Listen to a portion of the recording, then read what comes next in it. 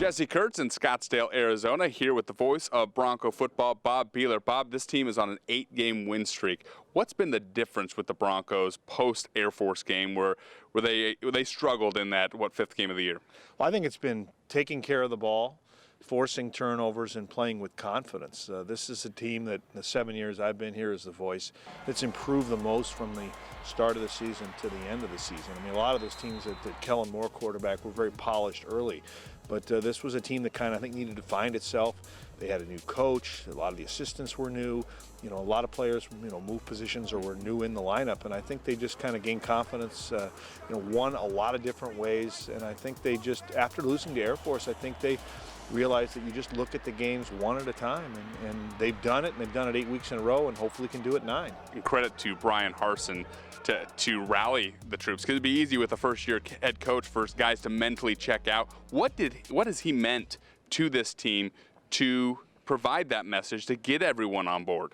First of all, I think he has great enthusiasm for the program, for the guys on the team, and I think he's a guy that makes you feel good playing for him. And I think he's known what buttons to push. I think the assistants deserve a lot of credit. He did a great job putting together a staff, and I think they played to their strengths as the season went along. And Grant Hedrick, I think, deserves a lot of credit at quarterback for coming back from maybe one of the worst games a quarterback has had at Boise State in a while to lead the team. And of course they have Jay, but on defense, you have Scooby Wright with 153 tackles. Yeah. Nobody is even close to that, but it's a group effort for Boise State. I mean, there's a lot of people that have contributed, and I think he's found ways to sub people in to get the most out of what he has, and I think they've, sitting here now at 11-2, I think they've had a fine year and looking for number 12. The offensive balance starts with Ajayi and his ability to control the game. Got a chance to be Boise State's all-time leader in season rushing. What makes him special? Why has he been the back that he's been this year? Well, I think it's because he can run fast and he can run tough. So you can run him inside, you can run him outside. He's very durable. He gets stronger as the game goes along. I think they've used him much more in the passing game, so I think that's opened some things up for him that maybe you could throw the ball to him and get him out in space. But I think Jay is just tremendous. And the games that Jay has not had as big a totals are the games that Boise State has had a little more trouble winning.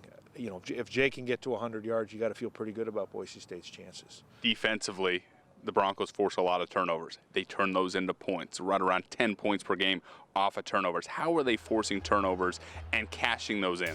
Well, they've done a good job, I think, of forcing other quarterbacks into mistakes. More of the turnovers have been interceptions this year than have been fumbles. And they've done a good job of, maybe getting that last little second pressure that forces a pass. I think they've also, talking with Darian Thompson, who has 7 of them, he attributes 5 of them to just kind of knowing the quarterback, watching it, reading tendencies, and kind of anticipating the play. He said 2 of them, which I'm kind of surprised, but I'll give him credit for being honest. He said 2 of them were kind of gifts that were thrown in his lap. But I think the team does a good job of knowing and anticipating and preparing for what's going to happen. And I think the interceptions have been, I think you can maybe plan for those a little more. I think fumbles sometimes are a little more luck, because sometimes you get the ball out and the ball's not round. It doesn't bounce up to you like in a basketball game. Sometimes it squirts out and you aren't lucky in getting it.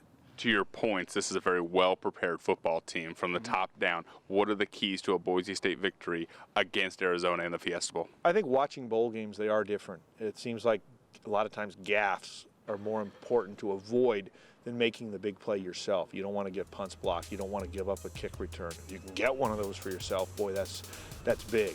But I think, taking care of the ball, keeping them out of 3rd and longs where maybe you can run Jay or maybe you could throw with Grant off a play fake. I think on defense, the defense is going to need some 3 and outs because you don't want Arizona to get that tempo of their offense rolling. But I think in the end, turnovers and maybe something big on special teams will probably decide it. I think the teams are pretty evenly matched. I think this year, with the way they lined up the bowls, it seems like we've had better matchups this year where the teams seem to be a little more evenly matched with who's playing who. And I think it should be a pretty good game. I'd be surprised if one team or the other was able to, pull away and win easily.